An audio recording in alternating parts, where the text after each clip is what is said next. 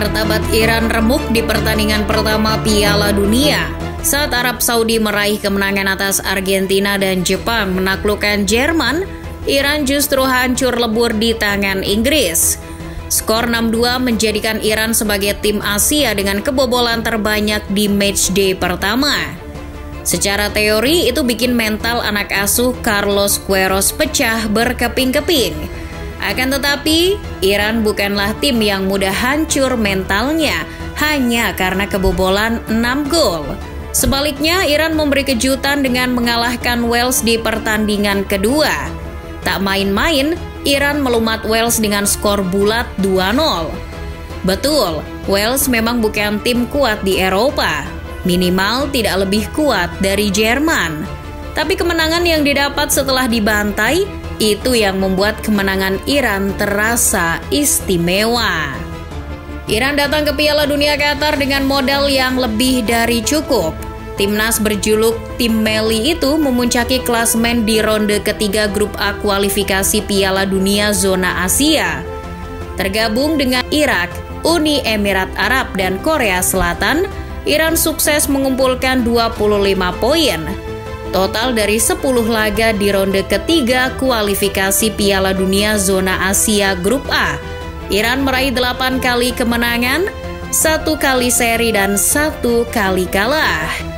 Iran sempat dilanda keraguan-raguan saat dilatih Dragan Skocic. Hasil kurang memuaskan didapat di pertengahan kualifikasi Piala Dunia. Ketidakpercayaan atas skema Skocic membuat Iran memecatnya. Keputusan untuk memulangkan kembali mantan asisten Sir Alex Ferguson di MU, Carlos Queiroz, terbilang tepat. Akan tetapi yang terjadi justru anti klimaks. Alih-alih menahan imbang Inggris atau minimal kalah hanya dengan 1-2 defisit gol, Iran justru kena bantai 6-2. Di laga itu, Carlos Queiroz menggunakan skema 5-4-1. Meski ada Sardar Azmoun dan Mehdi Taremi, Queiroz hanya memasang yang kedua. Dengan formasi itu, Iran memang berhasil menutup lini tengah. Alhasil, ruang gerak Harry Kane di babak pertama sukses dibatasi. Masalahnya, di laga itu Inggris bermain sangat terbuka. Permainan terbuka memaksa Iran menggunakan pola pertahanan rendah. Pasukan Queiroz memang bisa melindungi lini tengah mereka. Namun, Iran gagal mengantisipasi permainan Inggris yang pada akhirnya memanfaatkan lebar lapangan. 2 gol Inggris di babak pertama berasal dari permainan terbuka lewat umpan-umpan silang. Sementara itu di babak kedua, Iran mencoba bermain terbuka. Anak asuh Queiroz melakukan pola pertahanan tinggi. Namun itu justru menjadi malapetaka. Lini tengah Iran pada akhirnya mudah dieksploitasi oleh para pemain Inggris. Harry Kane, Sterling, dan Bukayo Saka bisa lebih leluasa bergerak. Iran bukannya tanpa perlawanan. Mereka sesekali memanfaatkan lebar lapangan untuk melakukan serangan ke jantung pertahanan Inggris. Meski Iran sulit untuk menembus pertahanan Inggris.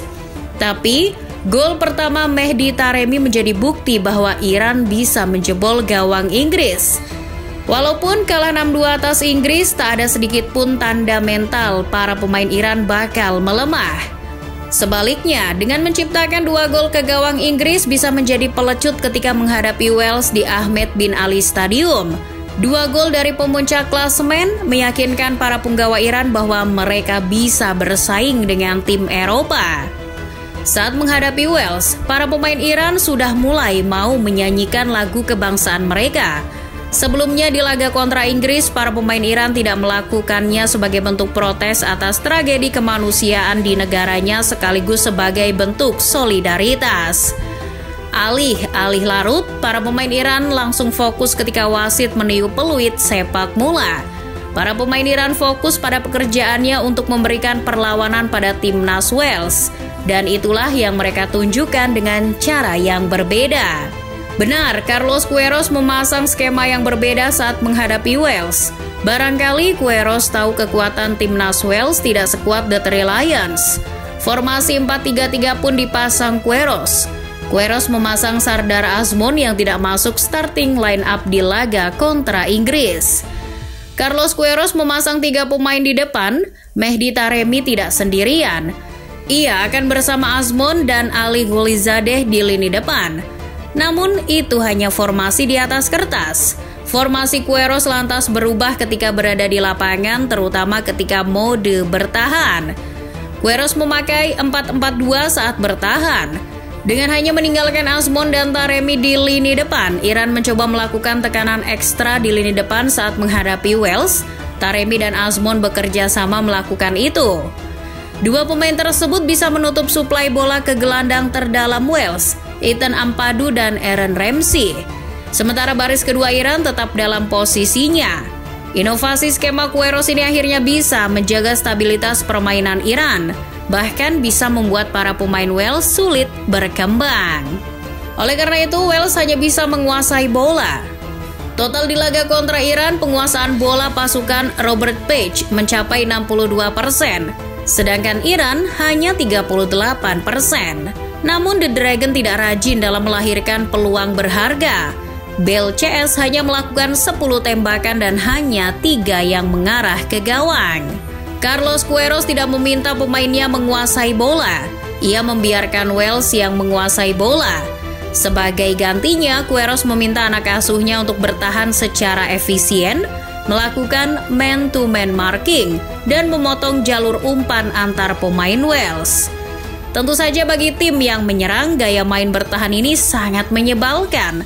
Apalagi para pemain Iran sangat agresif dalam merebut bola. Tapi Queiroz percaya bahwa pertahanan bisa digunakan untuk membentuk serangan. Efisiensi dalam bertahan itu membuahkan hasil. Lewat skema serangan balik, Iran kerap mengancam pertahanan Wales. Mehdi Taremi dan Sardar Azmoun sangat efektif di lini depan. Mereka mengintimidasi pertahanan Wales, melakukan akselerasi dan bahkan melakukan progresi umpan. Dengan taktik itu, Iran lebih sering melakukan tembakan. Ada 21 tembakan yang dihasilkan, 6 diantaranya mengarah ke gawang. Iran bahkan nyaris unggul lebih dulu di menit 15 jika saja gol Golizadeh tidak dianulir. Bukti serangan balik Iran sangat berbahaya adalah di gol kedua mereka. Kemenangan Iran juga tidak lepas dari permainan Wales yang tidak beres. Gaya menekan yang berorientasi pada pemain membuat pemain-pemain Wales terisolasi. Ruang melakukan progresi tertutup, sebab opsi umpan terdekat selalu mendapat tekanan dari pemain Iran. Anak asuh Rob Page tidak bisa keluar dari tekanan itu. Pergerakan Gareth Bale juga mati. Mantan pemain Tottenham Hotspur itu beberapa kali melakukan penetrasi di sisi kanan pertahanan Iran, tapi tidak ada yang mendukungnya. Gelandang Wales seperti Aaron Ramsey tidak cakap membuka ruang. Pergerakannya justru stagnan. Ramsey punya kesempatan untuk bergerak di ruang kosong, tapi ia tidak melakukan itu. Wales pun kesulitan. Kemenangan atas Wales menjadi sangat berharga bagi Iran. Selain memperpanjang nafas di Piala Dunia, kemenangan ini adalah sebuah pertanda betapa timnas Iran tidak bisa diremehkan oleh bangsa Eropa.